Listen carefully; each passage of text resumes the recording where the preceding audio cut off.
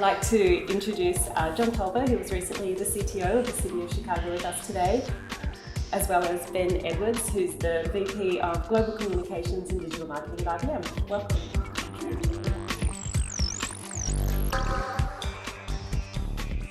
Today we're going to be discussing how consumers and new technologies are changing customer experience. So, big data and analytics are the two hottest topics at the moment in business strategy, and a recent study by IBM into what CDMOs rate in this area is deeper analytics to help them understand customer experience. Was there anything else in that study that you think is worth highlighting to the marketers?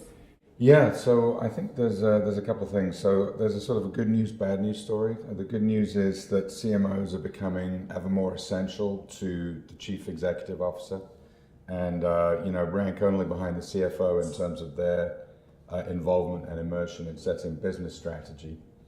The bad news is that CMOs feel even less prepared than they did when we did the survey in 2012, 2011. In harnessing, installing, and making use of digital technologies, analytic platforms, and so on. Right. So we're even more lost than we were a year ago.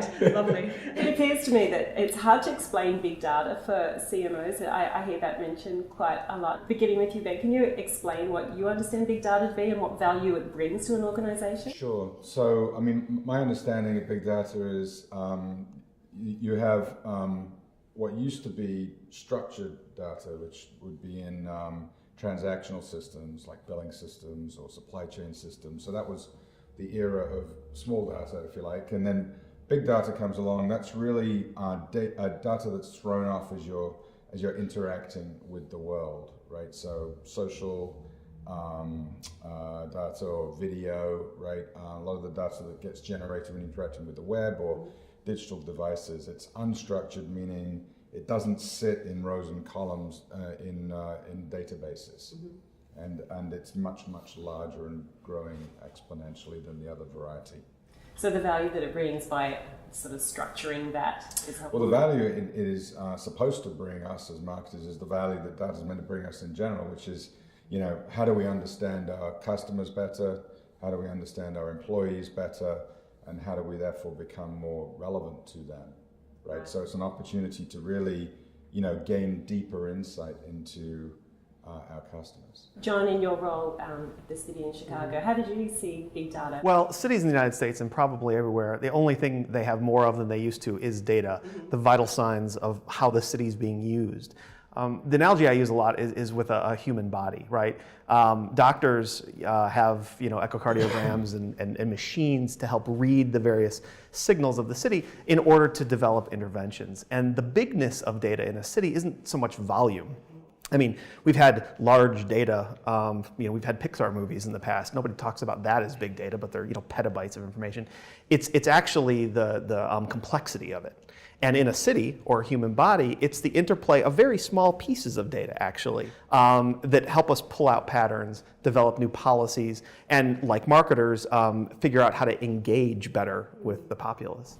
So, John, again, with your previous role, community conscious is playing a big part in monitoring effective big data strategy for cities, and obviously delivering on this customer experience. Based on this, where you did this, how did you tap into the city's consciousness? Every day, the city is generating data, whether it has anything to do with city government or not. And that's the first thing you need to sort of pull apart is listening to the city isn't the same thing as listening to the city government. They're related, but they're not the same thing. And in social media, and especially the sort of mobile social web, all you have to do is cock an ear and what's going on. The fastest way to find out what's going on the Chicago Transit Authority is not to go to the CTA's website, it's to go to Twitter. And that's because what you essentially have is 2 million instrumented sort of people talking about what's going on in various channels. And so what you get from that is the ability to basically do away with 311, which in the United States is calling up for a service request. It's the number that you hit, which many people don't use because it's either not known or confused with the emergency number. What we did, it turns out that there are many things that happen in a city that people like to talk about. getting ill at a restaurant. People love to talk about that. Potholes and things like that. And so once a sort of critical number of these in a geolocated area, and you can see how this would be important in developing marketing strategies as well, hits a certain threshold, we dispatch a crew. No one ever called anyone. No one actually ever contacted the city, right? So this is like listening to the public expression of satisfaction with the city. It's different than sentiment analysis, which is mostly used in politics, like how do I feel about the mayor versus, it's more specific than that. But the thing to note, especially in the era we live in, is that these are all public signals, right? There's, no one's like listening on a private feed. It's almost like ambient information, which the city's always been good at, right? Before technology, that's why people came to cities. The crier on the town corner or the newspapers on every street. It's an information dense place to begin with, and now we have new tools for listening. Did citizens pick up that council was noticing that there were potholes because of Twitter and social? This was the worst winter ever, like statistically, in Chicago, and so many streets were so pothole ridden. It's hard to say. We do know that customers appreciate, or citizens appreciate, the ability to interact with the city on site. I mean, you don't experience. The term e-government, I mean, it probably has an analog in marketing. That is so 90s to me, right? Like, let's take the act of getting a parking ticket and allow you to pay it online. It turns out that's no more satisfying than paying it via the mail. I mean, you got a parking ticket and you pay $100. What's changed is using this data to help people, for instance, avoid getting that parking ticket in the first place. By texting them the night before when their street is going to be swept, things like that. That's the change in using data to inform how a city is managed, as opposed to just taking these broken old processes and putting them online. What were some of the leading edge technologies that prompted the city to start tapping into this or to empowering their citizens? Well, really, IBM was one of the first to grasp the importance of analytics. The city of Chicago was behind our peer cities in the United States when Mayor Emanuel came in. But we had this just enormous corpus of data, much of it digital, going back 10 years. And so the technologies were not revolutionary, except in their accessibility. The ability to use open source packages, for instance, which many cities don't have much money. The ability to change the vendors that we work with, IBM and Siemens and Cisco, all of whom understood the sort of value of the problem that is a city, and then pull patterns out of that. That's the hard part. And it's actually much more cultural than it is technological. Getting a bureaucracy, let's face it, to think from a data-informed perspective rather than political gut instinct or anecdote is the hardest thing of all. So a little bit of a nerdy question for you both now. What are your priorities in architecting customer experience through structured and unstructured data? Ben, did you want to start? Yeah, I mean, I guess my priorities are thinking about how we make the experience transparent to the customer and how we do it in a way that provides value and service to them. I think there's a real tipping point in our industry, in our profession. We're getting all these tools, we're getting all this information, we're getting all this insight, and we can do it one way, right, where we don't disclose, where we're opaque in our practices, where we we interrupt with subterfuge and so on. And we can do it another way, which is really about, I think, sort of turning the whole proposition on its head and providing the data we collect on the customer back to them as value. And so that's really top of mind for me, is to understand what is the value exchange between us and our clients, us and our prospective clients, by the way, us and our employees, that is transparent to them, that they're willing to give their data in exchange for value in return. Yeah, we've just done a study in Australia on consumer perceptions about the value exchange. They understand that if they give us some information or personal information, what they expect back, and it's starting to be clearer that they anticipate that now. It's just the security around it that they're starting to question. Yeah. How about with you, John? It's funny. I wonder if in 5 years we'll even be talking about structured versus unstructured data. All data has structure if you have enough of it, which is to say if you can find the patterns in it. Twitter is unstructured data. I mean, occasionally you see like a hashtag, which is a structure of sorts. But I was telling you that example about the foodborne illness.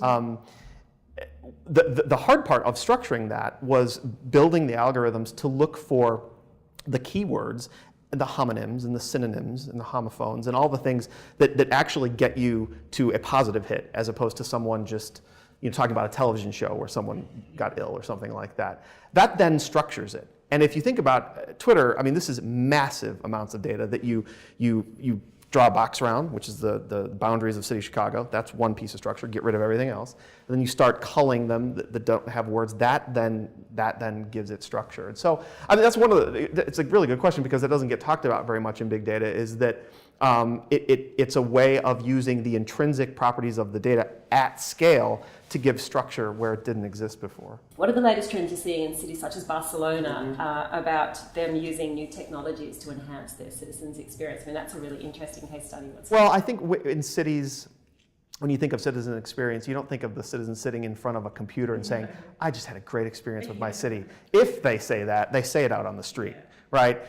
That's where people live and work and interact. I mean, and that's where technology is moving, into the street. If you walk down any street in any major city and think about the objects that you see, not as public objects, but as network endpoints, granted, you may not want to do that, but think of it next time you walk down. In other words, how many of those things have an IP address or on the internet? It's shocking, actually. In the city of Chicago, our trash cans are. That's how we know they're full. There's these compacting things.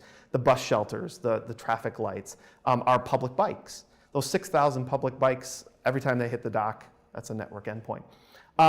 None of these things are talking to one another, and that's the opportunity for companies like IBM. But they can be, and through standardization, and they're generating a ton of data.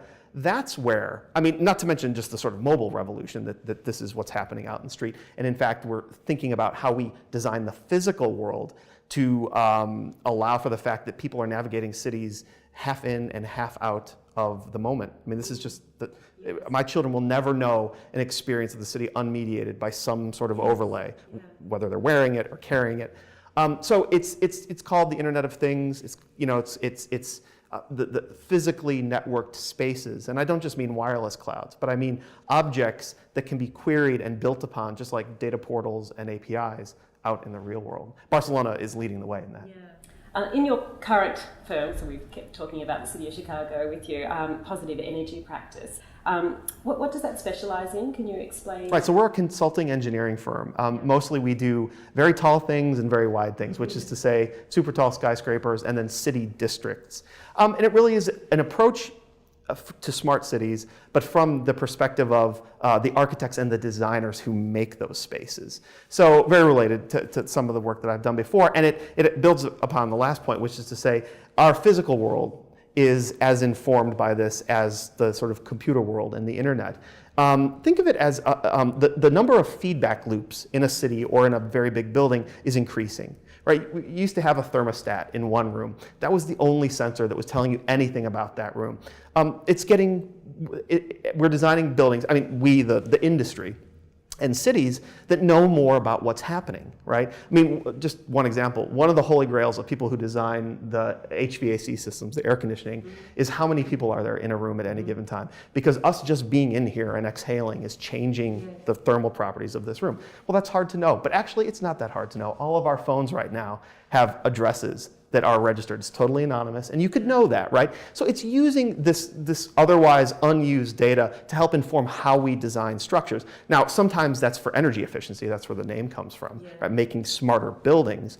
But what's more interesting to me is the city as a whole. How does it make it easier to use these technologies, and how does it change the way we architect buildings? And do you work with shopping centres as well, where people are moving around? Is there any particular initiatives around shopping centres or anything where lots of customers are congregating? Well, one of the nice things about shopping centres and then like retail districts, which is the same thing, is there's more data there than anywhere. It's not public, but if you can engage, oftentimes we're working with the developer and not the retailer.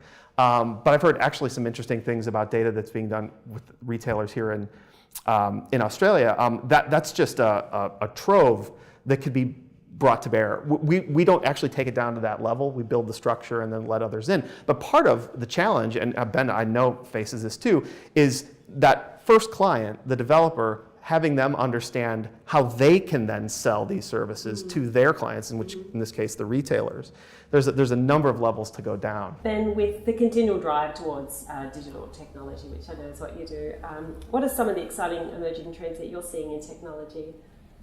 Yeah. Particularly impacting on the customer's experience. Yeah, I think to me, one of the exciting things I see is the emergence of, with the emergence of the cloud and with the emergence of essentially the transformation of the internet into a compute platform. I see an ability for us to be able to spin up very, very rapidly, if you like, sort of transient or disposable applications. And I think what we're moving from a world where, if you like, the front end experience of an application like a website or a mobile application or something you might have embedded in an event or at a client sort of a situation between a client and a seller. Those things were difficult to change, and we wanted to scale them. Right, we wanted to scale a similar experience across many people. I think with the emergence of cloud and composable services and being able to access, data and content through the actual application layer itself, we're going to find a real explosion of sort of heterogeneity in the interface itself. So, we're building these environments internally at IBM to allow us as marketers very, very rapidly, within weeks, within days, just to spin up applications, get them in front of populations, and understand, whether and how we're being successful in engaging them. Yeah, it seems like such a big task for a CMO or even a strategy person to go along on this path to making your business more customer-centric. Both of you have a lot of experience in this area. Can you share some thoughts that might help us all move along this journey ourselves? Do you want to... Yeah, it is a very, very difficult job. Yeah. I agree. It's sort of like, a company that's of the size of IBM and the complexity of IBM. It's almost like we want to be centric around everything except the customer, right? The geography, the product, right? The function. Right, but just a natural tendency of humans to want to, associate as tribes and then declare their tribe, right? So how do we orient ourselves day in, day out around the customer and the customer journey? I think the key to it really is in planning, right? So, how do we plan in marketing? Do we plan around a product? Do we plan around a geography? Do we plan functionally, or do we plan around a customer and an imagined customer journey? We'd like to do the last point. Yes, that's what I'm encouraging us at IBM to get to. Yeah. But even that, I find, there's a nuance there, right? So, are you talking about the customer journey? Are you talking about the IBM journey with the customer, right? And almost universally, we want to default to the latter. We want to plan the journey that the customer takes with us. But that just flies in the face of reality, right? We know that, any customer journey for any of our products or solutions, really 70% of it is entirely self-directed. It's through digital technologies, it's through search, through social, through their networks, right? And our job is to a bit like the city of Chicago, we got to listen to that ambient data that's getting thrown off of those journeys, so that we can intersect those journeys with relevant content, experiences, and our solutions. Well, when you were starting off with the role at the City of Chicago, where did you begin? What were some of the things that you were doing in the early stages? Well, one of the things is we decided that we would not be the customer endpoint, that we would not build those interfaces, that we would rather be the platform. In other words, put the data out, put the APIs out, allow others, both for-profit businesses, including IBM, but then volunteers and sort of citizen developers to build all the different touch points. One, that was a resource thing. We knew we didn't have the capabilities to build for all the different constituencies, but also it was a realization that the market is probably a better determiner of what needs doing, and certainly can be more creative about it. Having done that, I was once in front of a town hall, hundreds of people, usually disgruntled, and I was accused of practicing democracy by spreadsheet, which was not a compliment, because what they were essentially saying is all this data that's out there, the vital signs of the city, is unactionable by most of, in this case, customers, so citizens, businesses, the pastors, the informal community leaders, because they're not data scientists. And so the customer experience then became creating the tools to make sense of that. So that is either visualization, it's sort of citizen analytics, and we sort of struggled with what's the role of the city in doing that, in making it easier. That's actually where the customer experience comes. I really do think that design, user experience, is where big data will live or die. It isn't actually in the algorithms or the databases on the back end, because all the data in the world can actually be worse than no data at all, because it's obfuscating. And people now think, well, it's out there, but I'm unable to access it, and that can be just as bad. What types of analytic talent do you think we should be looking for in organisations these days? You've both talked about having good data analysts, data scientists. It sounds like the marketing department of the future is different from what it is right now. What have you both, or Ben, maybe to start off with, what do you see that looking like? Yes, I think the core of it are sort of quants who, as John was explaining, really, I don't understand it very well, but what I do understand of it is you're looking for patterns in data. And it's sort of part science and part art, but really you're sort of looking at data sets and you're trying to understand patterns in the data. So I'll give you an example of some work we're doing right now around response scoring. So, response scoring is an application of analytics that says, instead of just giving any old lead to, for example, an inside seller or something like that, as part of your digital commerce channel, you're scoring the lead for a propensity to convert, right? And depending on the product or the solution or the geography or whatever the variable is, or what we know about the person, all that, you build an algorithm out of that, and it's predictive. It's a sort of empirically predictive, statistically, to convert to a lead at this percentage or that percentage.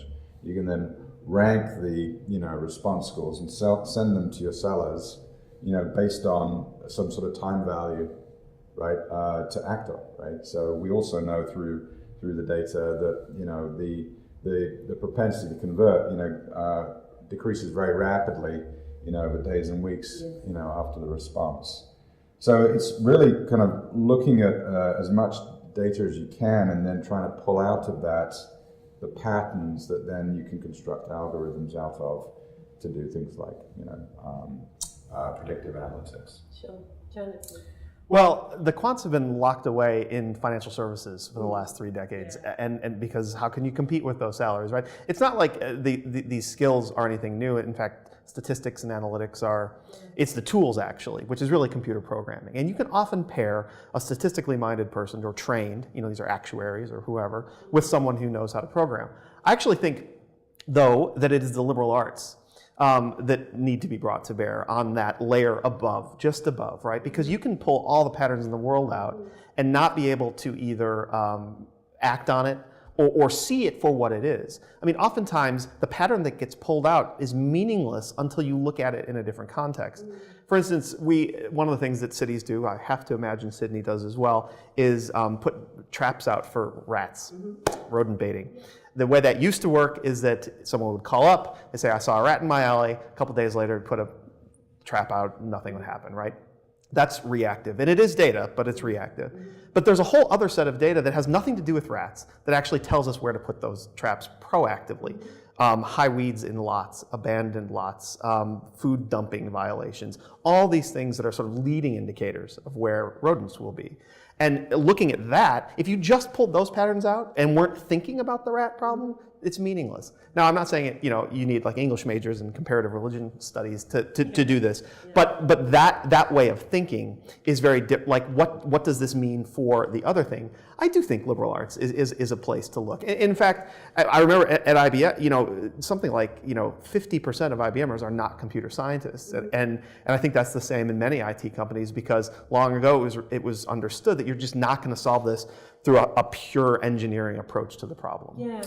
So what do you think about the technology role? Because it feels like as a marketer now, there's so many technology applications and platforms that you need to use or need to know how to use them. How about that role for a marketing technologist? What are you both seeing there? Yeah, I mean, I think marketers absolutely have to understand much more deeply how to develop and make use of technology. Our own CMO study was sort of playing that anxiety back to us, right? It's not something we've done historically. We haven't historically had a relationship with the people who develop technology inside large companies like IBM, and our clients, our trusted partners have been agencies. They are not just traditionally, historically, technology companies either. And we've been very sort of coin operated, right? So I put the coin in the machine, and then you give me leads back, or you give me impressions, or you give me interruptions or ads or whatever it is, right? Technology is very different. It's asset based. It's not a sort of an operational coin operated model, right? You invest, and your platform accrues and grows over time and becomes more powerful. And data is kind of similar. It's accruing, how you model your customers in data, and how you are able to understand preference, where they are in the buying cycle. All of those things are really about building assets over time. That's a very different proposition, right? At the same time, I think some of the frustration we find is that technology seems to move one speed, right, and the market and the business moves another, and we have to crack that, right? We can't allow, the way we get to time to value through investment in technology to proceed at the pace that traditional IT projects proceed.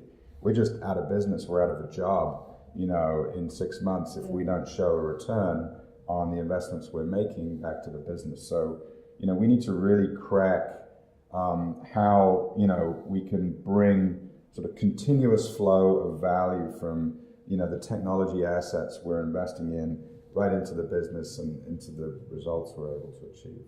Do you have any thoughts on that? I guess with that CTO role now, there's the customer experience officer role is all working together, the C-suite working together and bringing the technology and user design aspects of that. I guess it's more not necessarily in the marketing team, but the organisation is structured. What we've done is we've co-located our marketers and our technologists together, and they share methods, right? And the methods they share are agile software development.